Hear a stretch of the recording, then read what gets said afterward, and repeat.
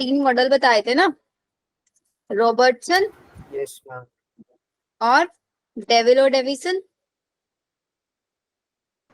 Fluid mosaic model. Fluid mosaic model किसने दिया था? Singer and Nicola. Singer and Nicolas. Nicolson ने। Cell membrane की स्टडी कौन से सेल के अंदर की गई थी? आरबीसी। क्यों आरबीसी के अंदर की गई थी? बिकॉज आरसीबी में nucleus rough endoplasmic reticulum absent होता है। Exactly, very good. तो ये मैंने आप लोगों को पढ़ा दिया था। फ्लूइड मोज़ेक मॉडल 1972 में सिंगर एंड निकोलसन ने दिया था। तो अब देखो सेल मेम्ब्रेन होता क्या है। देखो नेक्स्ट चीज, what is cell membrane? Cell membrane is the covering of all living cells. सभी लिविंग सेल्स के अंदर पाई जाएगी या नहीं? Present in all living cell. तो सेल मेम्ब्रेन को हम लिविंग स्ट्रक्चर कंसीडर करेंगे, non living? Living. So it will be considered as living structure. क्या पता लगाया था जब हमने आरबीसी के अंदर स्टडी किया था कि आरबीसी किस किस चीज से मिलके बनी हुई है? Lipids, lipids and proteins, protein. 88% रहता है। एग्जैक्टली। और जब ये हमारे पास लिपिड होता है ना, ये लिपिड बाई लेयर की फॉर्म में पाया जाता है, बाई लेयर की फॉर्म में पाया जाता है। And this is also known as phospholipid.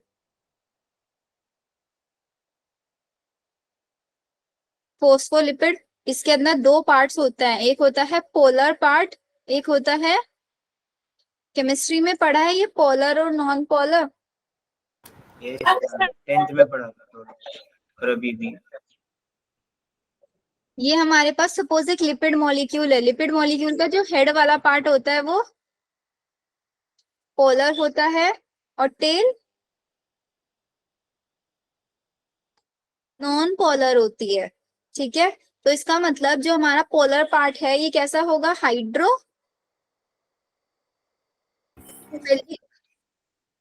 और नॉन पोलर हाइड्रोफोबिक। हाइड्रोफोबिक। हम ये तो 10th में पढ़ा था, क्लींजिंग एक्शन ऑफ सोप। वही वाला एग्जैक्टली है। लिपिड वहां पे भी लिपिड में पढ़ा था ना, एग्जैक्टली यहाँ पे भी है कि हमारा सपोज ये एक सेल है,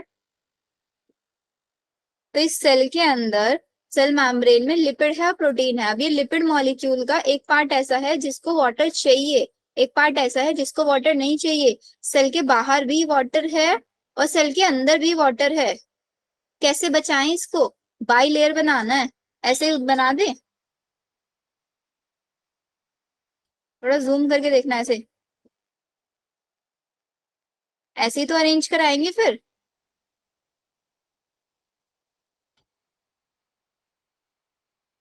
यही होगा ना अरेंजमेंट? Yes ma'am. तेल वाला पार्ट हाइड्रोफोबिक है। अब बीच में तो कोई वाटर वाटर नहीं आने वाला है, तो बाहर है वाटर या अंदर है, और वाटर की प्रेजेंस में हेड वाला पार्ट चला गया, तो अभी ऐसे ही अरेंज रहता है, चारों तरफ से ऐसे कवर अप करके रखता है सेल मेम्ब्रेन। तो अभी वाटर की प्रेजेंस में कभी आते ही नहीं है। ये डायग्राम देखो एक बार इसका, हमारी बुक में तो 10th की एक ही था, उसका टेल तो होते हैं। हाँ, दो टेल होता है इसका। ये देखो, ऊपर वाला हेड पार्ट, नीचे वाला टेल, बाई लेयर फॉर्म में है, दिस एंड दिस।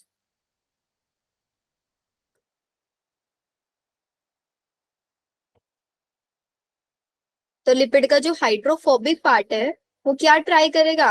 अपने आप को वाटर से दूर रखने की कोशिश करेगा या नहीं करेगा? यस। अब इस स्ट्रक्चर में देखो, हमें बोला था कि भाई लिपिड भी होता है, प्रोटीन भी होता है। अब प्रोटीन मेरे पास दो टाइप से हो सकता है। एक तो वो प्रोटीन जो लिपिड लेयर के अंदर एम्बेडेड है, और एक वो लिपिड है, सॉरी, वो प्रोटीन है जो आपकी लिपिड मेम्ब्रेन के ऊपर की साइड प्रेजेंट है, कुछ ऊपर की साइड प्रेजेंट होंगे। मतलब दो टाइप के प्रोटीन्स यहाँ पे पाए जाएंगे, एक्सट्रिंसिक प्रोटीन्स और लिपिड तो हमने देख लिया, लिपिड के अंदर क्या प्रेजेंट होगा। अब प्रोटीन्स का लिखो, दो टाइप के प्रोटीन्स होंगे, एक्सट्रिंसिक और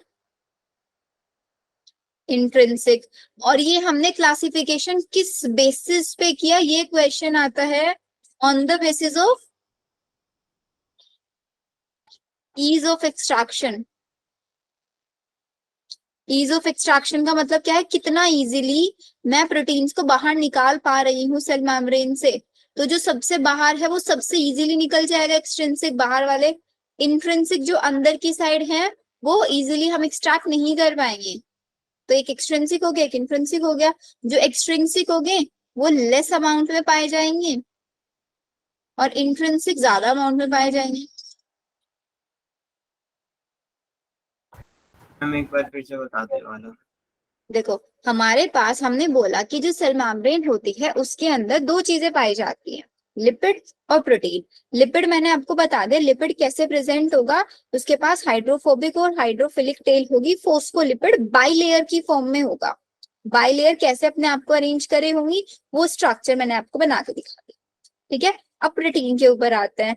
इस लिपिड की जो बाई लेयर है ना, जैसे सपोज ये मेरा हैंड है, ऊपर वाली लेयर है, ये मेरा हैंड है, नीचे वाली लेयर है। कुछ प्रोटीन तो बाहर की साइड प्रेजेंट है, मतलब मेम्ब्रेन के आउटसाइड में। कुछ प्रोटीन्स ऐसे हैं, सपोज ये मेरा पेन है ऐसे, तो ये एम्बेडेड है ना अंदर की साइड, ब्लैक ब्लैक अंदर दिख रहा है, यस मैम। तो इसको इंट्रिंसिक बोलेंगे। और जो बाहर है इसको बोलेंगे एक्सट्रिंसिक। एक्सट्रिंसिक। जो मेम्ब्रेन के अंदर एम्बेडेड है दीज आर इंट्रिंसिक, जो बाहर है एक्सट्रिंसिक मतलब बाहर, एक्सटर्नल, एक्सो। और जो बाहर होंगे वो कम अमाउंट में होंगे, जो अंदर एम्बेडेड होंगे वो ज्यादा amount. Good evening. Okay ma'am. Ma'am आपने ये क्या लिखा है यहाँ पर, on the basis of age of extraction? Ease of extraction का मतलब ये है कि मैंने इन प्रोटीन को किस बेसिस पे क्लासिफाई किया। मैंने इनको क्लासिफाई किया on the basis of ease. Ease का मतलब होता है इजी, एक्सट्रैक्शन का मतलब होता है बाहर निकालना। अब जो मेरी मेम्ब्रेन के ऊपर की साइड प्रेजेंट है उसको मेम्ब्रेन से अलग करना, एक्सट्रैक्शन करना इजी है ना, एज कंपेयर टू द वो प्रोटीन जो अंदर एम्बेडेड है। Yes ma'am. तो इसी बेसिस पे मैंने इनका नाम रख दिया। जो इजीली एक्सट्रैक्ट हो रहा है मतलब बाहर की साइड है उसको एक्सट्रैक्ट बोल दिया, जो अंदर की साइड एम्बेडेड है इजीली एक्सट्रैक्ट नहीं कर पा रही हूँ उसको इंट्रिंसिक बोल दिया। Okay ma'am. समझ आ रहा है बाकी लोगों को भी? Yes ma'am. यही थोड़ा सा सेल मेम्ब्रेन वाला पार्ट है जिसमें बच्चों को थोड़ी बहुत कंफ्यूजन होती है, ज्यादा नहीं होगी, थोड़ी बहुत होगी। मैम क्या पढ़ा रहे हो आज? मैं भी जानती लास्ट क्लास में मैंने आपको डेविसन मॉडल, रॉबर्टसन मॉडल ये सब बताए थे ना। आज ये आपका सेल मेम्ब्रेन समझा रही हूँ, सेल मेम्ब्रेन क्या होता है। चलो देखो एक बार एनसीईआरटी पढ़ो, एनसीईआरटी से और समझ में आएगा। तो मैंने आप लोगों को लास्ट ही बताया था कि सेल मेम्ब्रेन की डिस्कवरी है वो पॉसिबल कब हो पाई थी, जब मेरे पास इलेक्ट्रॉन माइक्रोस्कोप बन के आ गया था। मीनवाइल हमने केमिकल स्टडीज किया था उन सेल मेम्ब्रेन, स्पेशली किसके अंदर, आरबीसी के अंदर, जिसकी वजह से enable the scientist to deduce the possible structure of plasma membrane. RBC की वजह से ही वो प्लाज्मा मेम्ब्रेन की पॉसिबल स्ट्रक्चर हमें बता पाए थे। उस स्टडी से हमें क्या पता चला था, these studies show that cell membrane is mainly composed of किस किस से, लिपिड और प्रोटीन से। जो मेजर लिपिड्स होते हैं वो फॉस्फोलिपिड की फॉर्म में होते हैं, जो कि बाई लेयर में अरेंज होते हैं। Lipids are arrange within the membrane, membrane के अंदर वो अरेंज है कैसे, with polar head toward the outside, polar head बाहर की साइड है, और हाइड्रोफोबिक टेल इनर बिल्कुल बीच में प्रेजेंट है। कैसे अरेंजमेंट है वो, ऐसे, ऐसे ही है ना। Yes ma'am. ये पोलर हेड बाहर और ये टेल अंदर की साइड है। दिस इंश्योर दैट, इससे हमें क्या पता चलता है कि जो टेल है non polar tail of saturated hydrocarbon, इसको हम किससे प्रोटेक्ट कर रहे हैं, एक्वस एनवायरमेंट से। एक्वस मतलब वाटर वाले एनवायरमेंट से हम इसको प्रोटेक्ट कर रहे हैं। क्यों प्रोटेक्ट कर रहे हैं, बिकॉज टेल क्या है, हाइड्रोफोबिक इन नेचर है, ठीक है। इन एडिशन टू फॉस्फोलिपिड के साथ साथ यहाँ पे कुछ कुछ अमाउंट में कोलेस्ट्रॉल भी प्रेजेंट होता है, बट मैक्सिमम अमाउंट में क्या होता है, लिपिड और प्रोटीन, जो कि मैंने आपको बताया था 40% लिपिड, 52% प्रोटीन और 8% अदर्स लिखवाया था ना, वो 8% में ये कोलेस्ट्रॉल वगैरह ये सब आएगा हमारा। ठीक है, यस। आगे बोलते हैं लेटर बायोकेमिकल इन्वेस्टिगेशन। जब हमने बायोकेमिकल इन्वेस्टिगेशन किया, इससे हमें पता चला क्लियरली रिवील्ड दैट, रिवील का मतलब होता है पता लगाना, कि cell membrane also possess protein and carbohydrate, कि सेल मेम्ब्रेन के पास प्रोटीन और कार्बोहाइड्रेट भी होते हैं। यहाँ तक अभी हमें लिपिड का पता चला था और कोलेस्ट्रॉल का कुछ कुछ पता चला था, फिर बाद में लिपिड और प्रोटीन और कार्बोहाइड्रेट का भी पता चला। फिर इन्होंने देखा कि जो प्रोटीन और लिपिड का रेशियो है वो सेल टू सेल वेरी कर सकता है, हर सेल में वेरी करेगा। जैसे इन्होंने बोला कि हमने सिर्फ आरबीसी का आपको बताया 52% प्रोटीन 40% लिपिड, जो मैंने आपको लिखवा दिया। फिर उसके बाद depending on the ease of extraction, कितना इजीली मैं एक्सट्रैक्ट कर पा रही हूँ प्रोटीन को, तो जो मेम्ब्रेन के प्रोटीन है मैंने उनको दो पार्ट में डिवाइड कर दिया, integral and peripheral proteins. Peripheral मतलब एक्सट्रिंसिक प्रोटीन्स जो बाहर पेरीफेरी पे प्रेजेंट है, सरफेस पे प्रेजेंट है। इंटीग्रल इंट्रिंसिक प्रोटीन जो पार्शियली, हाफ वे में या पूरी तरीके से टोटली सेल मेम्ब्रेन के अंदर ब्यूरिड है। ब्यूरिड का मतलब होता है धसे हुए हैं। आया समझ में? एक बार अपनी अपनी एनसीईआरटी से देखो, कोई वर्ड नहीं समझ में आ रहा है, बिकॉज ये चैप्टर बच्चे एक ऐसा चैप्टर है आउट ऑफ एनसीईआरटी भी कभी नहीं आता है, लाइन से क्वेश्चन आता है। जैसे आप लोगों से पूछ लिया कि प्रोटीन किस बेसिस पे डिवाइड किए गए, on the basis of ease of extraction. हमारा जो लिपिड और प्रोटीन का कंटेंट है क्या वो सेल टू सेल वेरी करेगा? ये जो 50 और 40% है किसका मटेरियल हमें बताया हुआ है? Erythrocyte. Erythrocyte is also known as RBC, red blood cell. Ma'am एक बार वो लिपिड वाले स्लाइड लगा देना। Yes ma'am. और मैं क्लास के बाद ना आप सारे नोट्स भी अपडेट कर देना उस पे लिंक पर। ओके, आपको मैं अपने हैंड रिटन नोट्स भेज दूं चैप्टर के? यस मैम, वो भी चलेंगे। मैम आप सारे चैप्टर के भेज दिया करो, चैप्टर शुरू होने से पहले, फिर वही लिख लेंगे। या फिर मेरा जो लिंक ट्री है ना, आई गेस आप लोगों के पास होगा, उसमें ऑलरेडी है भी हैंड रिटन नोट्स मेरे। तो मैम उन सभी नोट्स को उतार लेंगे तो फिर ये सब नहीं लिखना पड़ेगा? बेटा पहले से उतार के रख लोगे तो समझ कैसे आएगा? समझ तो तभी आता है ना जब समझ रहे हो साथ ही साथ नोट डाउन कर रहे हैं, क्योंकि बहुत सारी चीजें ऐसी होती है जो मैं वर्बली आप लोगों को बता देती हूँ, लिखवाती नहीं होता है ना। तो वो चीजें आप, अगर आपको लग रहा है कि आपको याद रहेगा, वैसे लिख लेना चाहिए, याद किसी को नहीं रहता है। जब भी हम चैप्टर फर्स्ट टाइम पढ़ रहे हैं ना, किसी भी टीचर से पढ़ रहा है, ये मैं खुद भी करती हूँ, अगर मैं कोई भी लेक्चर पढ़ रही हूँ अपनी लेवल पे किसी भी टीचर से, तो टीचर जो चीजें लिखवा रहा है मैं वो साथ साथ हमेशा नोट डाउन करती, चाहे मेरे को एक लेक्चर में 2 या 3 घंटे क्यों ना लग जाए। ठीक है, लेकिन जो टीचर वर्बली चीजें बता रहा है ना, मैं उसको भी नोट डाउन कर लेती हूँ वीडियो स्टॉप कर करके।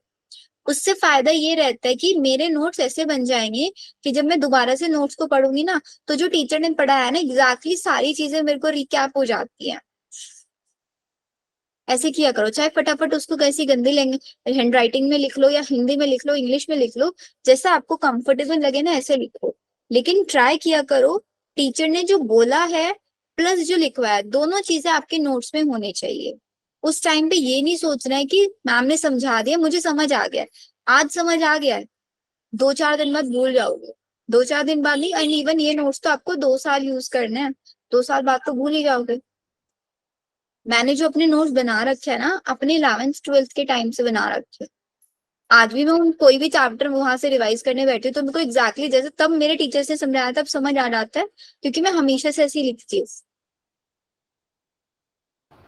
सारी चीजें नोट डाउन, छोटी छोटी चीजें। मैम जैसे कि अगर नीट में फर्स्ट अटेम्प्ट में सिलेक्शन नहीं हुआ तो सेकंड अटेम्प्ट देना चाहिए। वो डिपेंड करता है आपके मार्क्स पे। अगर आपके मार्क्स इस रेंज में है कि नेक्स्ट अटेम्प्ट तक 100, क्योंकि अगर सपोज कोई भी स्टूडेंट ना ड्रॉप लेता है तो ये नहीं कि सपोज के फर्स्ट अटेम्प्ट में 100 है तो सेकंड अटेम्प्ट में उसके 500 600 आ जाएंगे, ऐसा नहीं होता है। अगर आपके फर्स्ट अटेम्प्ट में 400 तक आ गए तो आपको 100% ड्रॉप लेना चाहिए। नेक्स्ट अटेम्प्ट में आपके 550 तक, मतलब 100 मार्क्स का एवरेज रहता है, 100 150 कितने मार्क्स का एवरेज रहता है, कितने मार्क्स बढ़ ही जाता है। इवन कम भी होता है। ड्रॉप ईयर में बच्चे बहुत लाइटली चीजों को लेते हैं, नहीं पढ़ाई करते। मैम जो चीज हम पढ़ चुके हैं उसे दोबारा पढ़ते हैं तो बोर हो जाते हैं ना। तो इसीलिए तो ना अभी से रिवाइज करते रहो, अभी टाइम है आप लोगों के पास। ड्रॉप लेने का सोचो ही मत। बहुत सारे बच्चे जिन्होंने फर्स्ट अटेम्प्ट में क्लियर किया है। एक स्टूडेंट है हर्षिता भारती, फर्स्ट अटेम्प्ट में उसके 591 मार्क्स है। कोई कहीं से उसने कोई ऑफलाइन कभी ट्यूशन नहीं लिया, कोई कोचिंग नहीं लिया, और सिर्फ बायो मुझसे पढ़ती थी, फिजिक्स केमिस्ट्री भी नहीं पढ़ती थी। और बायो में भी लेक्चर्स नहीं देखती थी, सिर्फ और सिर्फ मेरे हैंड रिटन नोट्स लेती थी वो मुझसे। बाकी सब यूट्यूब से पढ़ा खुद से बैठ के। 571 है। एक और स्टूडेंट है सुम्मी नाम से, वो भी ऐसी थी। अवंती की क्लासेस लेती थी, कहीं कोई ट्यूशन नहीं लिया, कुछ नहीं लिया। उसके भी 600 या 591 समथिंग। ऐसे एक स्टूडेंट है तुषार शर्मा, तो मैम 600। उसमें दिल्ली का गवर्नमेंट कॉलेज थोड़ी ना मिलेगा 600 में भी। एससी कैटेगरी से है ना, मिल सकता है। अच्छा एससी कैटेगरी चांसेस हो। मैम जनरल के साथ ऐसा क्यों होता है फिर? जनरल वालों को तो 650 प्लस चाहिए। 660 प्लस। मैम और ओबीसी को? ओबीसी वालों बेटा, OBC general EWS almost same ही रेंज पे रहता है। सबसे ज्यादा जो वेरी करता है एससी एसटी के लिए करता है। तो अगर आप जनरल कैटेगरी से हो ना तो आप अपने मार्क्स 600 प्लस ही लेके चलना, नहीं तो मत सोचना। 654 स्टूडेंट के मार्क्स हैं, एक एससी कैटेगरी से है वो भी। उसको दिल्ली में ही चाहिए। दिल्ली में थोड़ा मुश्किल हो जाता है कैटेगरी वालों के लिए भी मिलना, बट हाँ आउट ऑफ दिल्ली मिल जाएगा। मैम मेरे कजन ब्रदर है वो जनरल कैटेगरी से, उनके 590 मार्क्स आए हैं तो अब वो ड्रॉप ले रहे हैं सर, फर्स्ट अटेम्प्ट का उनका। तो ऑब्वियसली 590 एंड ड्रॉप लेंगे, नेक्स्ट ईयर वो 650 तक पहुंच जाएंगे, 650 प्लस तो एमबीबीएस मिल जाएगा दिल्ली में ही। यस मैम दिल्ली में एमबीबीएस मतलब एम्स ऐसे? एम्स भी है बेटा, और भी बहुत सारे कॉलेज है जो एमबीबीएस करा रहे। वीएमएमसी है, और एक करते हैं। AKU शायद, AK ऐसे कुछ है, काफी कॉलेज है।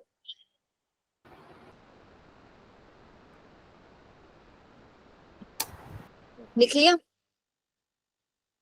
मैम एक ये चीज पूछनी थी, ये फॉस्फोलिपिड जो लिखा है ये लिपिड का ही है ना?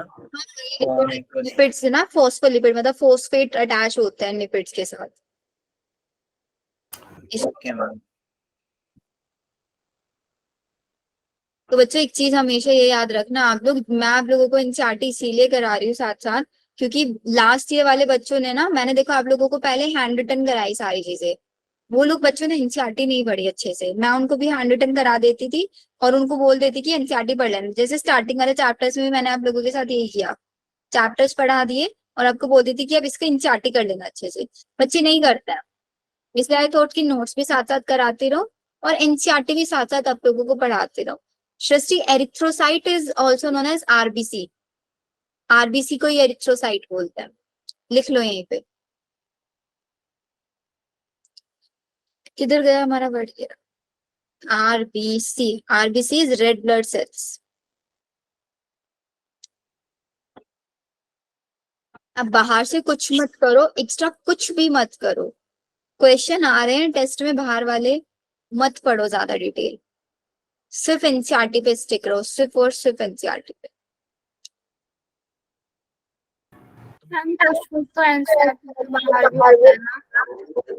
नीट में अब नहीं आता बेटा, अब नहीं आता है। 23 वाला पूरा का पूरा पेपर ना मैं बच्चों को समझाऊंगी भी जब मेरे को टाइम मिलेगा। पूरा एक एक मतलब क्वेश्चंस दिखाऊंगी कि एनसीईआरटी की किस लाइन से आया हुआ है। एक भी क्वेश्चन ऐसे नहीं जो आउट ऑफ एनसीईआरटी आता है। क्वेश्चन घुमा फिरा के आ जाता है बस। जैसे यहाँ पे इन्होंने आरबीसी लिखा हुआ है कि आरबीसी को क्यों यूज किया इन्होंने, लेकिन वो नहीं लिखा हुआ कि आरबीसी के अंदर ये न्यूक्लियस नहीं होता, एंडोप्लाज्मिक रेटिकुलम नहीं होता, ये सब नहीं होता। अगर वो क्वेश्चन आ जाएगा बच्चे उसको भी आउट ऑफ एनसीईआरटी कंसीडर नहीं कर सकते ना, क्योंकि एनसीईआरटी को डीपली पढ़ना पड़ता है। एनसीईआरटी जैसे मैंने आप लोगों को बताया आरबीसी की इसके अंदर एंडोप्लाज्मिक सेल ऑर्गेनेलीज नहीं होती, न्यूक्लियस नहीं होता।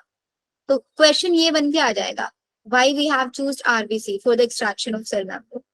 आंसर वहां पे ये लिखा रहे, ऑप्शंस में ये लिखा रहेगा because it has no nucleus, it is small cell, it is easy to extraction, it is easy to handle, कुछ भी लिखा रह सकता है। तो आप आंसर क्या पिक करोगे? इट हैज नो न्यूक्लियस, है ना? मैम पैटर्न चेंज हो रहेगा नहीं तो? पैटर्न नहीं चेंज होगा, सेम है पैटर्न। आपके टाइम तक 25 तक में भी हो सकता है, नहीं हो सकता है, बट अगर होगा तो 24 वाले एग्जाम में हमें पता चल जाएगा। हाँ बेटा, नेगेटिव मार्किंग होती है, ये नेगेटिव मार्किंग ही तो है जो बच्चों के मार्क्स बहुत ज्यादा डुबाती है, बहुत ज्यादा। अच्छा, आप लोगों में से किसी ने एनटीएससी का एग्जाम नहीं दिया था 10th क्लास में? मैम हुआ ही मैम पता ही नहीं था ये तो। मैम हुआ ही नहीं, नाम तो लिया था। यस मैम, नहीं हुआ एग्जाम। एग्जाम नहीं हुआ? नो मैम, हम प्रिपरेशन तो करी थी पर एग्जाम ही नहीं हुआ। मे बी कोविड की वजह से कैंसिल नहीं हुआ। मैम है क्या? अच्छा, स्कॉलरशिप एग्जाम स्कॉलरशिप एग्जाम होता है 11th और 12th में, स्कॉलरशिप मिलती है। हुआ था हमारे स्कूल में। स्कूल लेवल पे नहीं होता है, शायद स्टेट लेवल पे होता है और फिर नेशनल लेवल पे होता है, तो वो स्टेजेस होती है इसमें। हमारी टीचर ने 10th के स्टार्टिंग में बोला था एनटीएससी का एग्जाम होगा, पर उन्होंने फिर बताया ही नहीं कि कब होगा, कैसे होगा। हुआ होगा, एक बार यूट्यूब पे चेक करना, बट आप लोग तो एलिजिबल नहीं होंगे शायद। मैम हमारे स्कूल में मैम ने बताया था कि मतलब कुछ बच्चों ने इसमें पार्टिसिपेट भी किया था कि, और उसकी तैयारी भी की थी, जो हमारे दिल्ली के स्टेट से हुआ था, और उसमें उन्होंने बहुत किया, बस मैम पेपर ही नहीं दिया शायद, आई थिंक कैंसिल हो गया। कैंसलेशन का मेरे को आइडिया नहीं है, बट हाँ 24 वाला मैं चेक कर रही थी। 9th में तो हुआ था एनवीपीपी का एग्जाम। चलो आगे आते हैं। फिर इसके बाद हमारा सिंगर एंड निकोलसन ने फ्लूइड मोज़ेक मॉडल दिया था। अब ये फ्लूइड मोज़ेक मॉडल में बहुत इंपॉर्टेंट है बच्चों, आप लोगों के लिए समझना, ठीक है? वो ये है कि फ्लूइड मोज़ेक मॉडल क्या बताता है, इस लाइन को हाईलाइट कर लो। According to this quasi fluid nature of lipid. अभी क्वासी फ्लूइड का मतलब क्या है? क्वासी फ्लूइड का मतलब बिल्कुल ऐसा है जैसे हमारे घर में होती है दही। दही ना तो लिक्विड होती है, नहीं सॉलिड होती, जो प्रॉपरली जमी रहती है वो यस मैम। बीच में होती है दोनों के। बीच में होती है, तो क्वासी फ्लूइड का मतलब वही है, बिल्कुल दही के जैसे। Quasi fluid nature of lipid enables lateral movement of protein within the overall bilayer। अब सपोज करो हमारी जो दही है उसके अंदर ऐसे स्पून लेके जाओ, स्पून के ऐसे मूव करा सकते हो, नहीं करा सकते हो दही में? यस मैम करा सकते हैं। आइस ले लो, पूरा सॉलिड है, और सॉलिड के अंदर अपना मतलब पानी है जैसे वो अभी, उसके अंदर ऐसे अपना तो स्पून डाल देना और उसको जमने के लिए छोड़ देना। जब पूरी तरीके से वो सॉलिड बन गया है, क्या स्पून को आप मूव करा सकते हो? मूवमेंट हो सकता है उसके अंदर स्पून का? No ma'am. अगर वो पानी है, पानी के अंदर आपने वो छोड़ दिया ऐसे स्पून, तो डूब जाएगा, तब भी प्रॉपर मूवमेंट नहीं हो सकता। Yes ma'am. तो इसका मतलब अगर हमें प्रोटीन्स का मूवमेंट कराना है तो लिपिड का नेचर कैसा होना चाहिए? क्वासी फ्लूइड, ना ही सॉलिड ना ही पूरा liquid. Okay move with in the membrane, इसी नेचर को बोलते हैं फ्लूइडिटी, कि हमारी मेम्ब्रेन जो है उसके अंदर फ्लूइडिटी वाला नेचर है, जिसकी वजह से जो प्रोटीन है वो लेटरल मूवमेंट दिखा सकता है। आया लाइन समझ में? लिखो इसको जल्दी से, जहां पे मैंने आप लोगों को फ्लूइड मोज़ेक मॉडल लिखा है ना, उसी के नीचे लिख लो इसको, क्योंकि डायरेक्ट स्टेटमेंट वाला क्वेश्चन आता है इसमें। लिपिड का कैसा नेचर होता है? Quasi fluid nature. Quasi fluid nature protein को क्या अलाउ करता है? लेटरल मूवमेंट अलाउ करता है। इस एबिलिटी को क्या बोलते हैं? फ्लूइडिटी बोलते हैं। 3 क्वेश्चंस प्रीवियस ईयर्स में भी आए हुए हैं।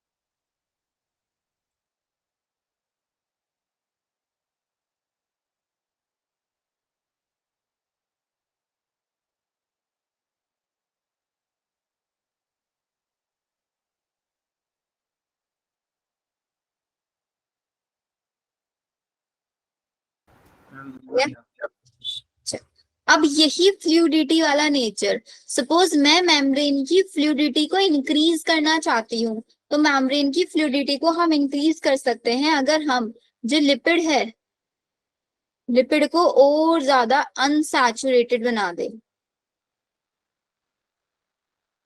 लिपिड किससे बना होता है? फैटी एसिड से ना।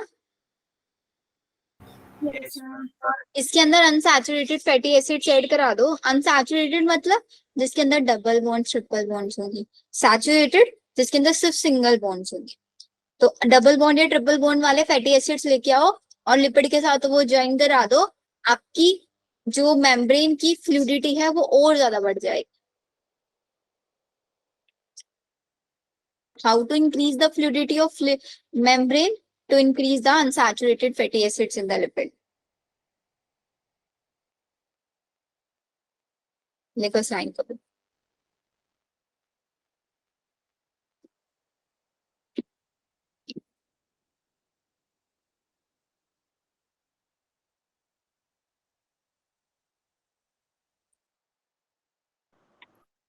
बट मैम हम इंक्रीज क्यों करेंगे? क्वेश्चन आ जाता है कि अगर हम चाहें इंक्रीज करना तो कैसे कर सकते हैं? डिक्रीज के लिए बोलेंगे तो अनसैचुरेटेड कम कर दो,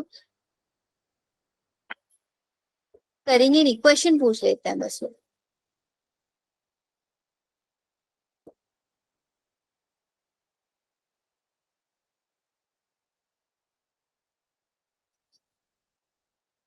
डन।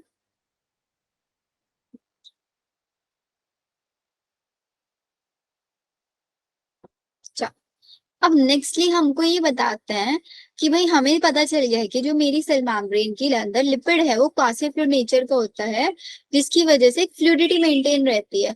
तो ये जो हमारी मेम्ब्रेन के अंदर मेरे को पता चल फ्लूइड नेचर की है, इससे मेरे को क्या क्या फंक्शंस पता लगाने में हेल्प हुई, सेल के क्या क्या फंक्शन, इससे मेरे को पता चला is also important from the point of view of function. जैसे कि सेल ग्रोथ कैसे करती है, दो सेल के बीच में जंक्शन कैसे बनता है, सेल अपने अंदर से कोई भी सब्सटेंस सिक्रीट कैसे करता है, एंडोसाइटोसिस कैसे होता है और सेल डिवीजन कैसे होता है। मतलब फ्लूइडिटी नेचर ने मुझे हेल्प किया बहुत सारे फंक्शंस एक्सप्लेन करने में। कौन कौन सा function? Cell growth, intercellular junction, secretion, endocytosis and cell division. What is endocytosis? What is endocytosis? RBC का बनना।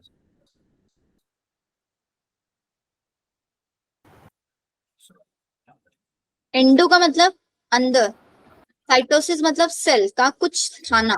Endocytosis is the engulfing of food material into cell,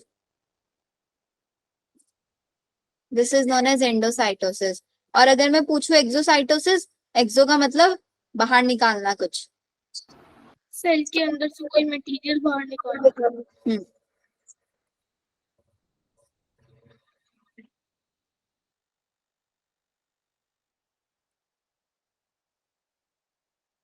अब अगर ये एंडोसाइटोसिस, देखो एक और चीज आती है यहाँ पे, अगर ये एंडोसाइटोसिस में जो फूड मटेरियल है, ये फूड मटेरियल सॉलिड फॉर्म में हम बाहर निकाल रहे हैं, सॉलिड फॉर्म में एनगल्फ कर रहा है, ले रहा है हमारा सेल, तो उस प्रोसेस को हम क्या बोल देंगे? फैगोसाइटोसिस।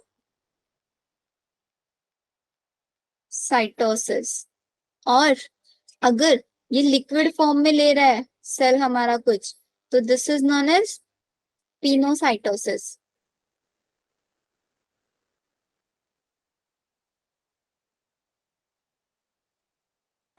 ये एक तरीके से ट्रांसपोर्ट भी हो गया कि हमारी जो सेल मेम्ब्रेन है ना, अगर वो अपने अंदर किसी सब्सटेंस को, किसी फूड मटेरियल को एंटर करा रही है, that process is known as endocytosis. Cell कुछ रिमूव कर रही है अपने अंदर से, तो this is the transport across membrane.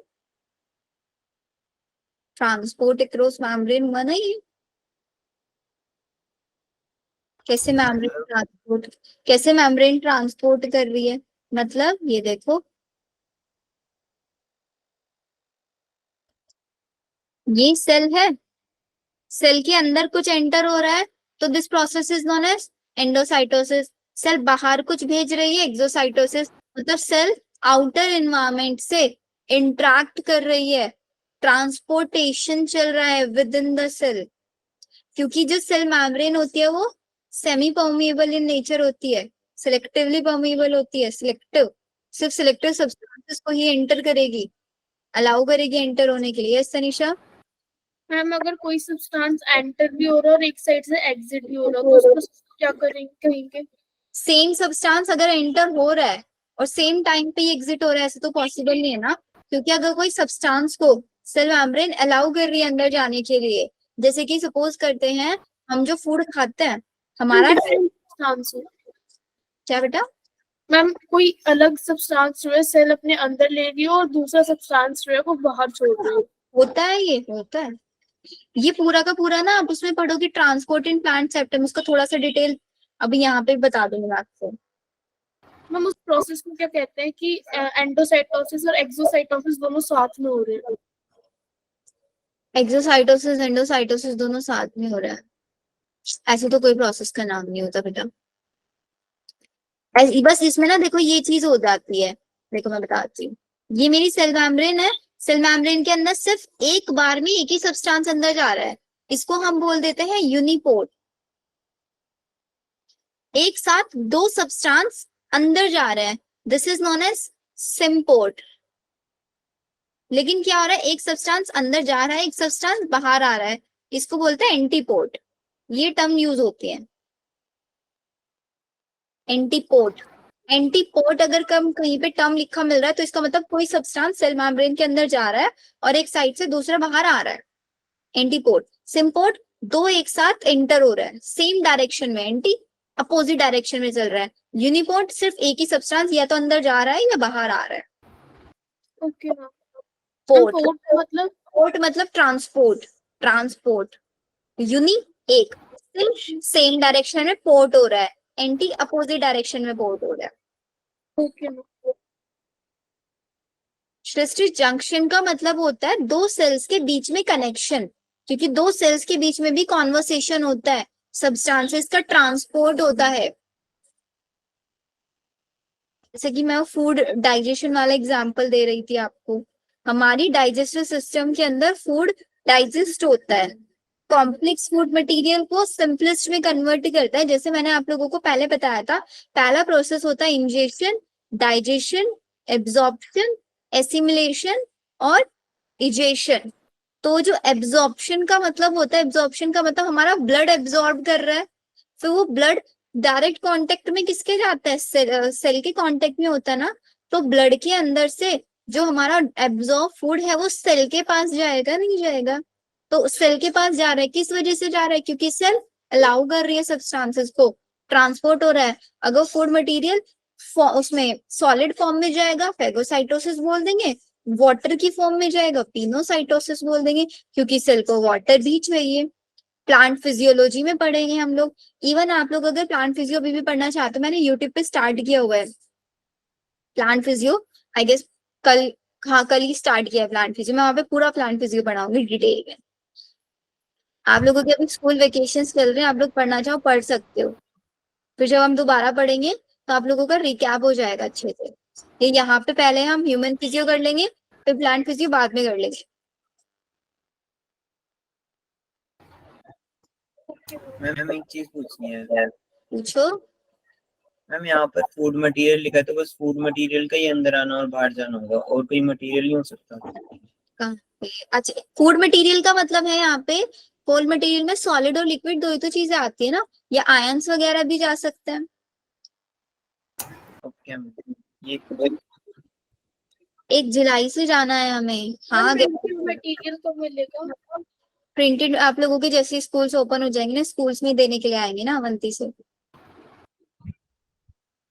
Ma'am आप हमारे जो हमें टीचर्स पढ़ाते हैं फिर तो वो भी आएंगे हमसे मिलने। ये थोड़ा डिफिकल्ट है, हाँ बट टीचर्स भी आप लोगों से मिलेंगे जुलाई के एंड तक, जहाँ तक जुलाई में ही हो सकता है। मतलब हम ऑफलाइन एक मीटिंग रखने का डिस्कस कर रहे हैं, बट प्रॉब्लम ये आते हैं ना, बहुत सारे स्कूल से बच्चे हैं और हम एक लोकेशन रख लेंगे, कोई नॉर्थ से है, कोई साउथ, कोई ईस्ट, कोई वेस्ट, हर जगह तो टीचर्स नहीं आ सकते ना, तो बच्चे फिर कॉमन एक लोकेशन पे बच्चों को बुलाना थोड़ा डिफिकल्ट हो जाता है हम लोगों के मैम लिए। आपका ऑफलाइन सेंटर कहाँ कहाँ पर है? ऑफलाइन सेंटर भी स्टार्ट होने लग रहा है, वैसे as it is offline centre नहीं है, स्कूल्स के अंदर अवंती के ही टीचर्स हैं जो स्कूल्स में ही जाके पढ़ा रहे हैं अभी। एसओएससी का नाम सुना है, school of excellence? Yes ma'am. School of excellence में चल रही है अभी अवंती की क्लासेस, तो जहाँ मैम पे एसएससी में ही करा लो ऑफलाइन मीटिंग, आप वहीं पर आ जाएगी। बेटा बहुत सारे एसओएससी है, लेकिन उसमें मैं नहीं पढ़ा रही हूँ ना, मैं ऑनलाइन में हूँ, ऑफलाइन वाली टीचर्स अलग है।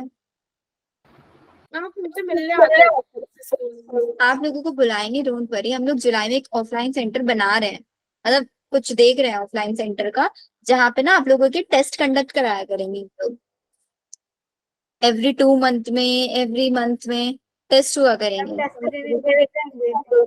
क्या बता? आना पड़ेगा। मैम प्रीत विहार में भी सेंटर है क्या?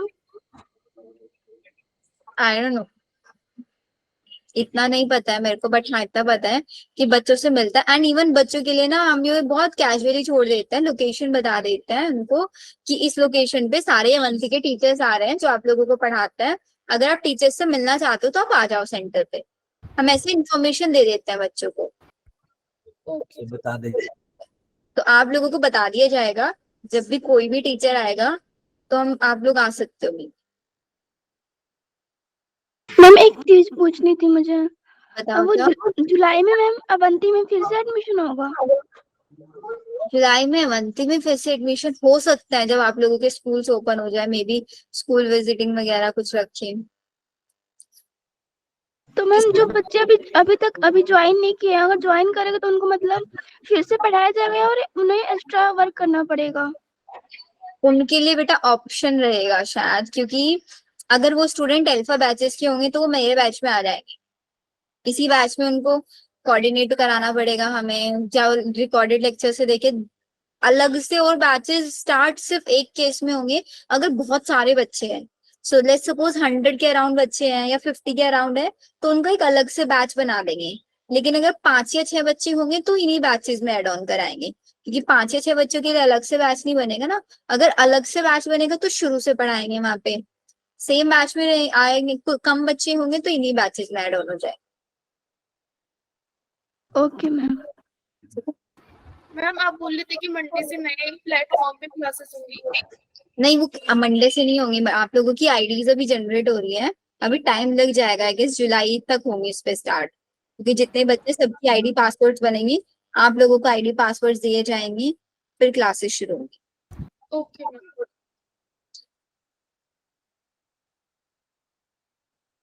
लिख लिया? इतना समझ आया? ये बातों बातों में भूल गए अब टॉपिक ही। आइए मैम। अब ओके मैम। अब जो आप लोगों का एक क्वेश्चन था ना कि मैम ट्रांसपोर्ट कैसे होता है, उस ट्रांसपोर्ट की कुछ मैकेनिज्म मैं आप लोगों को सिखाऊंगी। सबसे पहले ये लाइन नोट डाउन कर लो कि जो हमारी मेम्ब्रेन होती है वो सिलेक्टिवली परमिएबल होती है। सिलेक्टिव मतलब सिर्फ सिलेक्टिव सब्सटेंसेस को ही परमिट करती है, सिलेक्टिवली परमिएबल सिलेक्टिव सब्सटेंसेस को ही परमिट करती है सेल के अंदर एंटर होने या सेल से बाहर जाने के लिए, ठीक है? To some molecules the membrane selectively permeable to some molecules present on either side of it, अंदर भी बाहर भी।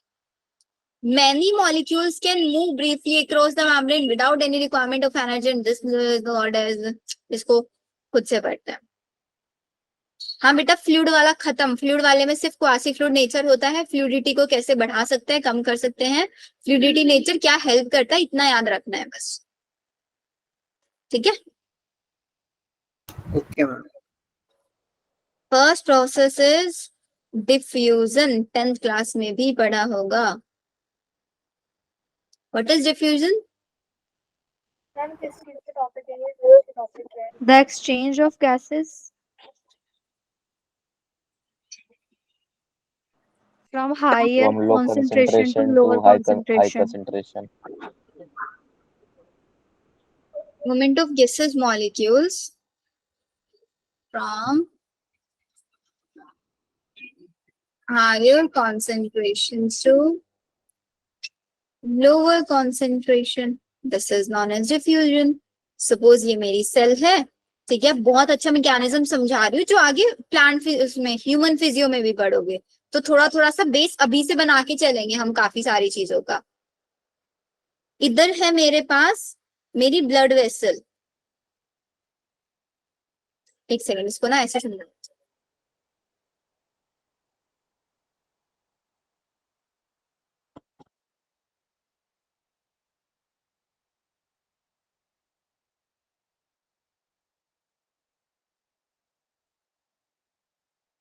रफली बना रही हो अभी, ये मत सोचना मैम की ड्राइंग बेकार है, मेरी ड्राइंग काफी अच्छी है।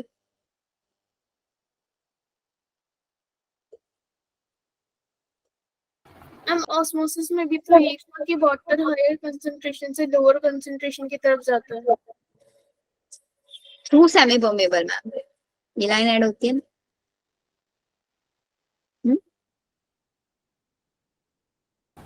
मैम इन दोनों के बीच का डिफरेंस समझ नहीं आया। अरे भी समझाऊंगी, अभी फिनिश नहीं किया उस टॉपिक को, समझाऊंगी, ठीक है। ये देखो, ये एक ह्यूमन है, ठीक है, हम बाहर से ऑक्सीजन लेते हैं, कार्बन डाइऑक्साइड बाहर निकलता, बहुत अच्छा प्रोसेस समझा रही हूँ, ध्यान से समझना। ऑक्सीजन लेते हैं, कार्बन डाइऑक्साइड बाहर निकालता है। सपोज आप लोगों ने अभी इनहेल किया, ऑक्सीजन लिया मैंने, तो वो ऑक्सीजन मेरी बॉडी में कहाँ गया, मेरी ट्रेकिया से होता हुआ लंग्स तक गया। लंग्स के अंदर होते हैं, आप लोगों ने 10th क्लास में भी पढ़ा होगा, एल्वियोलाई ऐसे ग्रेप्स लाइक स्ट्रक्चर्स। अगर नहीं नाम याद हो रहा है अभी टेंशन मत लेना, आगे याद हो जाएंगे। हमारे यहीं पे कांटेक्ट में होती है ब्लड वेसल, ये ऑक्सीजन आई, ये ऑक्सीजन यहाँ पे है, अभी O2 यहाँ पे है, ठीक है, और O2 की कॉन्सेंट्रेशन ब्लड के अंदर कम है, O2 की कॉन्सेंट्रेशन लंग्स के अंदर ज्यादा है, ब्लड के अंदर कम है, यहाँ पे होगा डिफ्यूजन। हाई कॉन्सेंट्रेशन किधर है, लंग्स में, लो कॉन्सेंट्रेशन ब्लड, गैस है ऑक्सीजन, कैसे डिफ्यूज होगी,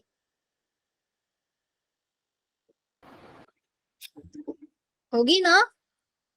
Yes, यस ma'am. मैम। तो इसका मतलब डिफ्यूजन हमारी बॉडी में भी चल रहा है, चल रहा है ना डिफ्यूजन हमारी बॉडी में भी।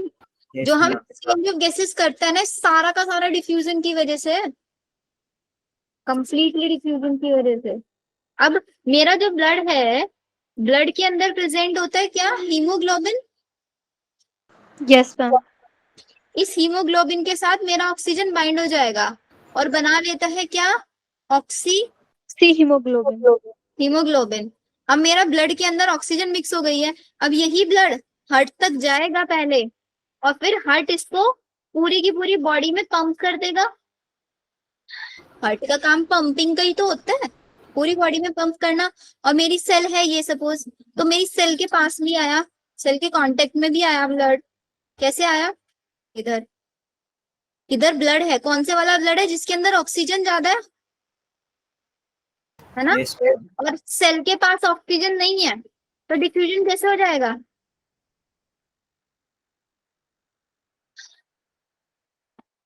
हुआ, यस मैम। सेल को ऑक्सीजन मिल गया। अब आपने एक प्रोसेस पढ़ा होगा 10th क्लास में कि हमारी बॉडी के अंदर फूड ऑक्सीडाइज हो जाता है, food in the form of C6H12O6, क्या बनाता है, CO2 प्लस Energy. ये प्रोसेस कहाँ पे चल रहा होता है, Cell. सेल में। Within this cell. तो इसका मतलब मेरी सेल के अंदर CO2 की कॉन्सेंट्रेशन ज्यादा है, क्योंकि सेल के अंदर ये प्रोसेस चल रहा है। तो और ब्लड के अंदर तो है ही नहीं कार्बन डाइऑक्साइड, कार्बन डाइऑक्साइड किसमें है, सेल के अंदर, तो यहाँ पे कार्बन डाइऑक्साइड की कॉन्सेंट्रेशन ज्यादा है, कार्बन डाइऑक्साइड किसमें गई, ब्लड में, हुआ एक्सचेंज। देखो सेल एक अंदर जा रहा है चीज, एक बाहर जा रहा है, by the process of diffusion, diffusion. है ना। अब ये ब्लड कहाँ जाएगा, हार्ट में जाएगा, और फिर हार्ट इसको वापस लंग्स तक भेज देगा, और फिर लंग्स से यही कार्बन डाइऑक्साइड आपकी बॉडी से बाहर। हम आगे से आया? इसी Yes, ma'am. मैकेनिज्म को पूरी प्लांट फिजियो में हम पढ़ेंगे। एक चैप्टर में तो ये रेस्पिरेशन वाला पढ़ेंगे, कैसे O2 CO2 होता है। ब्लड वाले उसमें हार्ट वाले चैप्टर में पढ़ लेंगे हम। और ये सेलुलर वाला जो सेल के अंदर चल रहा है, ये प्लांट फिजियो में ग्लाइकोलाइसिस एक प्रोसेस है, उसमें समझ आएगा आपको। अलग अलग चैप्टर्स में इन्होंने इस प्रोसेस को डिवाइड करके दे दिया। ठीक है, यस वो मैम। डिफ्यूजन ही रहा है जो इस चैप्टर में हमें टर्म सुनने के लिए मिला, डिफ्यूजन। ठीक है, चलो भाई, हमको डिफ्यूजन समझ में आ गया। अब ये हमको ये बोलते हैं कि भाई ये जो प्रोसेस है ना, ये पैसिव ट्रांसपोर्ट है। पैसिव ट्रांसपोर्ट का मतलब है, आप खुद देखो, मेरे को यहाँ पे ऑक्सीजन कार्बन डाइऑक्साइड का एक्सचेंज कराने में कोई एनर्जी यूज तो नहीं करनी पड़ी ना। There is no expenditure of energy, this is known as passive transport. लेकिन अगर मेरे को कहीं पे CO2 या O2 या किसी भी चीज का ट्रांसपोर्ट कराने में एनर्जी देनी पड़े, एक्टिव ट्रांसपोर्ट, जो जनरली मेरे को कब लगता है, जब मैं फूड खाती हूँ, फूड ब्लड के अंदर चला जाता है और फिर ब्लड उसको सेल तक लेके जाता है ना, तो भाई ब्लड से सेल तक फूड डायरेक्टली नहीं चला जाता, उसको एनर्जी चाहिए होती है। कुछ कुछ सब्सटेंसेस ऐसे हैं जो डायरेक्टली बिना एनर्जी के भी यूज हो जाएंगे, कुछ सब्सटेंसेस ऐसे हैं जिनको सेल एब्जॉर्ब करने में एनर्जी की रिक्वायरमेंट होगी। ये आप डाइजेस्टिव सिस्टम में पढ़ोगे कि कौन से सब्सटेंसेस है जिसका एक्टिव ट्रांसपोर्ट होगा, जिसमें मेरे को एनर्जी खर्च करनी पड़ेगी सेल के अंदर भेजने में। और कुछ सब्सटेंस, क्योंकि सेल के अंदर जाएगा, सेल का भी कुछ वेस्ट मटेरियल होगा, वो बाहर निकलेगा वेस्ट मटेरियल। एक्टिव जिसके अंदर एनर्जी चाहिए, पैसिव जिसके अंदर नो एनर्जी रिक्वायर्ड।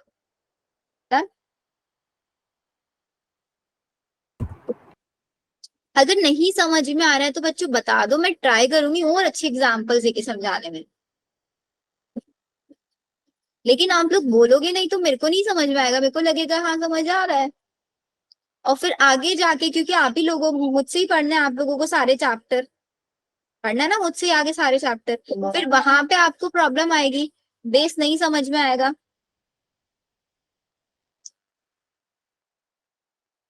वहां पे लगेगा मैम पता नहीं क्या पढ़ा रही है।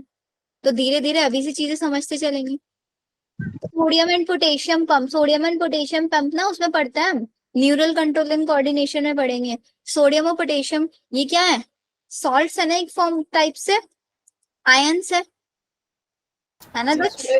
अब इन आयंस का ट्रांसपोर्ट कराते हैं हम लोग बिना किसी एनर्जी रिक्वायरमेंट के। ये पूरा मैकेनिज्म है, बहुत बड़ा मैकेनिज्म है, अभी समझ नहीं आएगा, सिर्फ इतना समझ लो कि सोडियम और पोटेशियम का ट्रांसपोर्ट चलता है सेल मेम्ब्रेन में, सेल मेम्ब्रेन के अंदर बैलेंस बना के रखने के लिए, ऑस्मोटिक बैलेंस बना के रखने के लिए, आयंस का बैलेंस बना के रखने के लिए।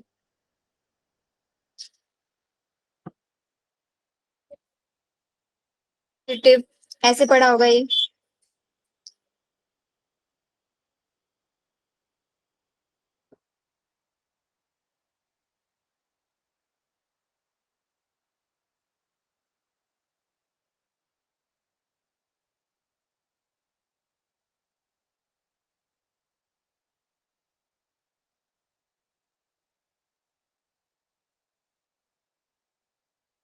क्या यस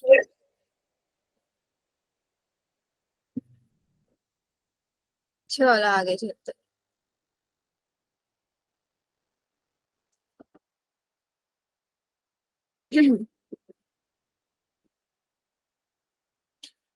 अब पढ़ो इसको एक बार फिर से।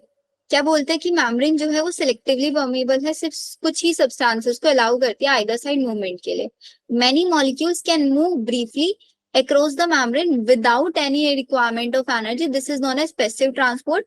और पैसिव ट्रांसपोर्ट कैसे होता है, सिंपल डिफ्यूजन के थ्रू होता है।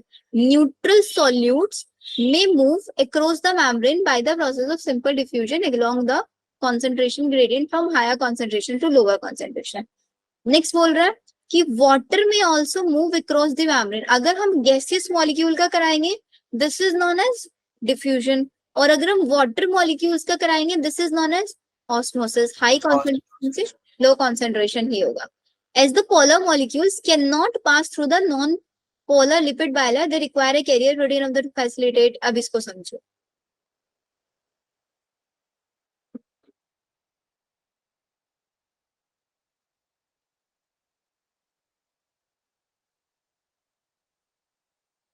ये कैसा पार्ट है? पोलर ये हाइड्रोफोबिक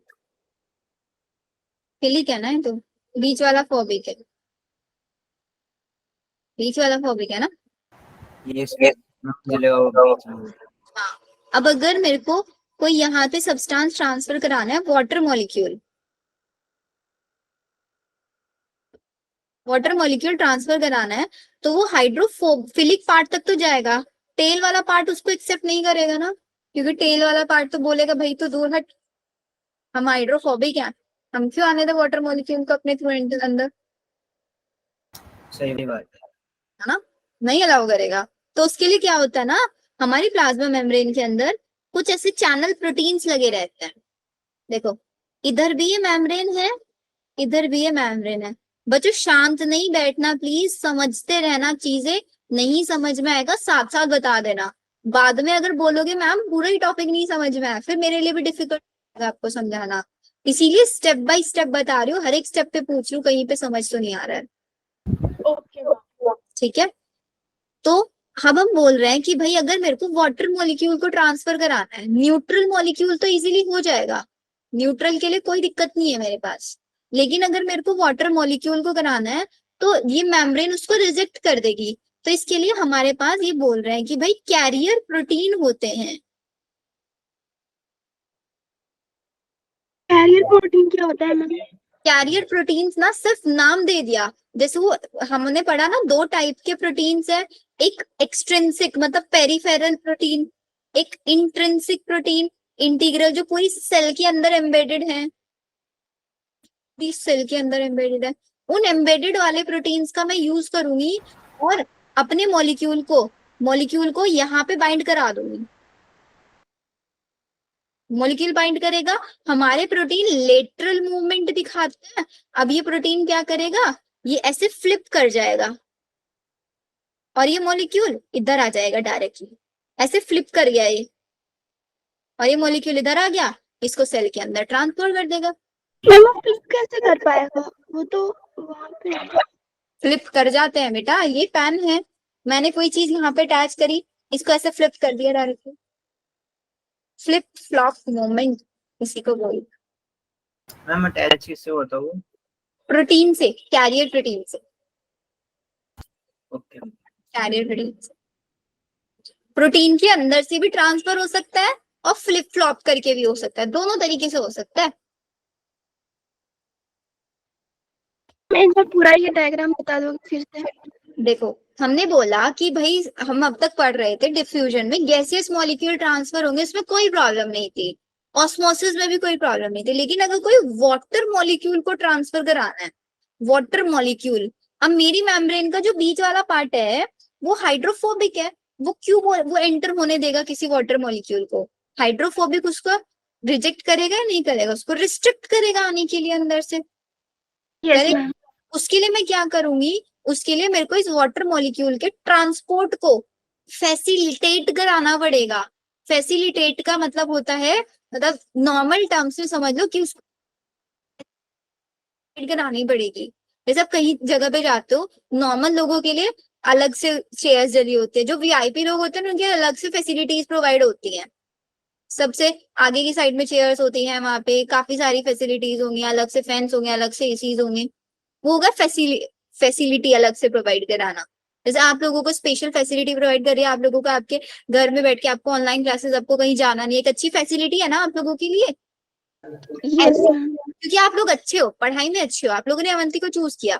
ऐसे ही यहाँ पे वाटर मॉलिक्यूल हमारे सेल के अंदर एंटर होना चाहता है, हम उसको ये थोड़े ना बोलेंगे कि भाई हमारी मेम्ब्रेन रिजेक्ट कर रही है, हाइड्रोफोबिक सबसे हाइड्रोफोबिक पार्ट है क्योंकि उसके अंदर. हम ये थोड़े ना बोलेंगे. अब सपोज आप लोग पढ़ने के लिए आ रहे हैं, हम आपको ये थोड़े ना बोलेंगे नहीं भाई हम नहीं पढ़ाएंगे आप लोगों को, बढ़ा रहे हैं. ऐसे ही सेल मेम्ब्रेन भी बोलेगी कि भाई वाटर मॉलिक्यूल को भी हम कुछ ना कुछ फैसिलिटी देके ट्रांसपोर्ट करा देंगे. वो फैसिलिटी हमारे जो प्रोटीन्स होता है ना वो देता है। प्रोटीन हेल्प करता है उन वाटर मॉलिक्यूल को एंटर होने में। एक पॉइंट से अटैच हो जाएंगे, फ्लिप कर जाएगा, अंदर एंटर। ये डायरेक्टली भी जा सकता है प्रोटीन के थ्रू। इस टाइप के ट्रांसपोर्ट को बोलता है फैसिलिटेटेड डिफ्यूजन। डिफ्यूजन ही हो रहा है, हाई कॉन्सेंट्रेशन है बाहर वाटर मॉलिक्यूल की, अंदर कम है, डिफ्यूजन हो रहा है, लेकिन नॉर्मली डिफ्यूजन नहीं हो रहा है, फैसिलिटेटेड, एक प्रॉपर फैसिलिटी देके हम करा रहे हैं इसको। This is known as facilitated diffusion. हो गया क्लियर मैम। अब देख लो वही लिखा हुआ है इन्होंने यहाँ पे भी। क्या बोल रहे हैं ये हमको यहाँ पे? ये बोलते हैं कि भाई एज द पोलर मॉलिक्यूल, जो मेरे पास अगर कोई पोलर मॉलिक्यूल है, cannot pass through the non polar lipid bilayer, they require a carrier protein, उनको चाहिएगा of the membrane to facilitate their transport across the membrane.